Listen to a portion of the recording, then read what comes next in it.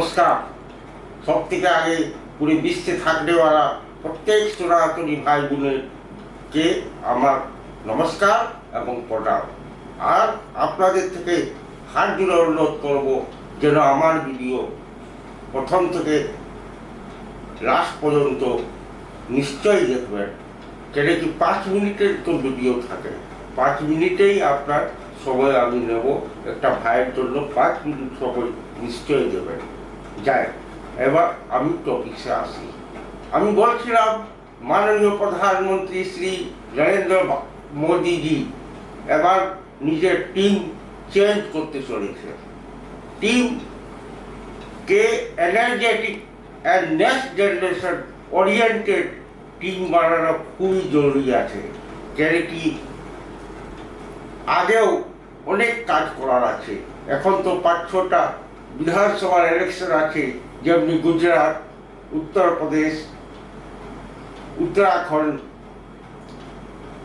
মণিপুর, তারপরে পাঞ্জাব, এগুলোতে ইলেকশন হবে নেক্সট ইয়ার। ওর জন্য ওকে টার্গেটে রেখে টিম বানানো খুবই দরকার।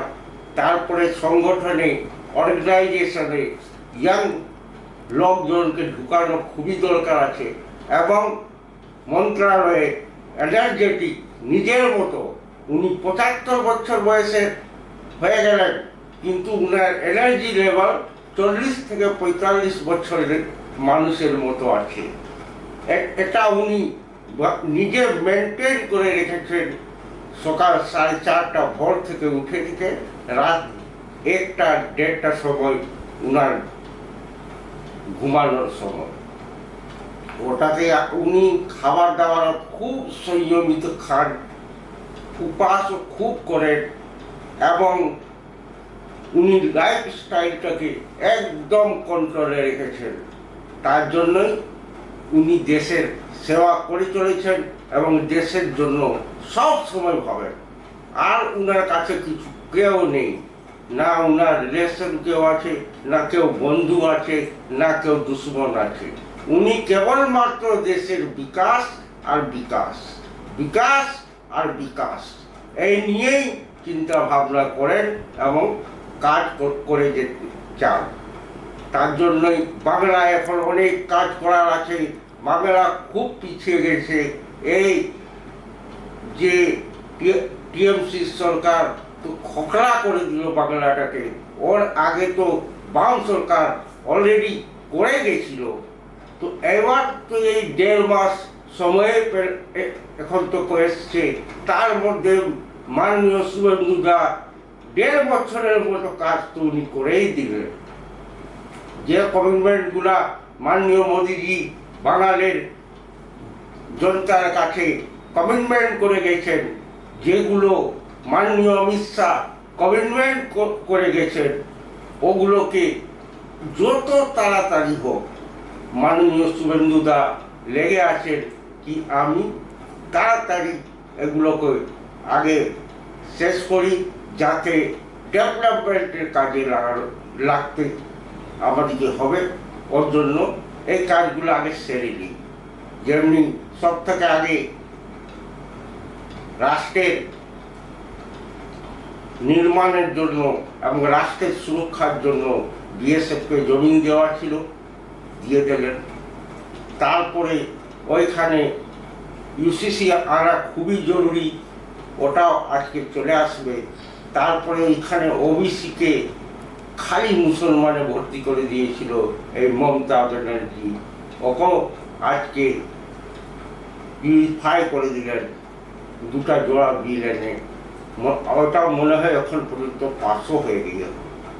তারপরে ওইখানে অনেক ঘোটালাবাজ, অনেক চোর চুহার, দালাল ডাকাত টিএমসি লুটে দিয়েছে, খুব ইনভেস্টমেন্ট করেছে পয়সা লুটে জমিনে এবং বিল্ডিংয়ে। ওগুলোর জন্য কানুন আনা খুবই দরকার।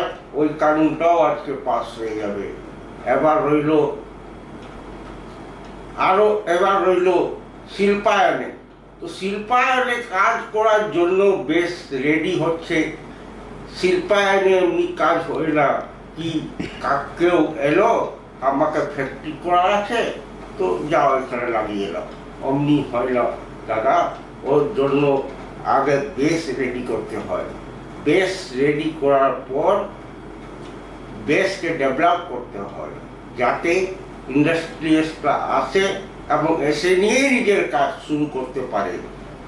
এই জন্যই ওই কাজ চলছে অনেক তাড়াতাড়ি। এই কাজও মাননীয় মুখ্যমন্ত্রী শুভেন্দুদা করে নেবেন, ওনার স্ট্রং টিম আর লেগে আছে। এই জন্য আপনারা চিন্তা ভাবনা করবেন না। এবার পশ্চিমবঙ্গ বিকাশের যাত্রায় আগে বেড়ে গেছে, আর স্পিডই ধরবে, স্পিড ডাউন হবে না। এই বলেই আমি এই ভিডিও এখানে শেষ করছি এবং আপনাদের থেকে অনুরোধ করছি আমার ভিডিও জন্য বেশি বেশি সাবস্ক্রাইব করুন, লাইক করুন এবং শেয়ার করুন।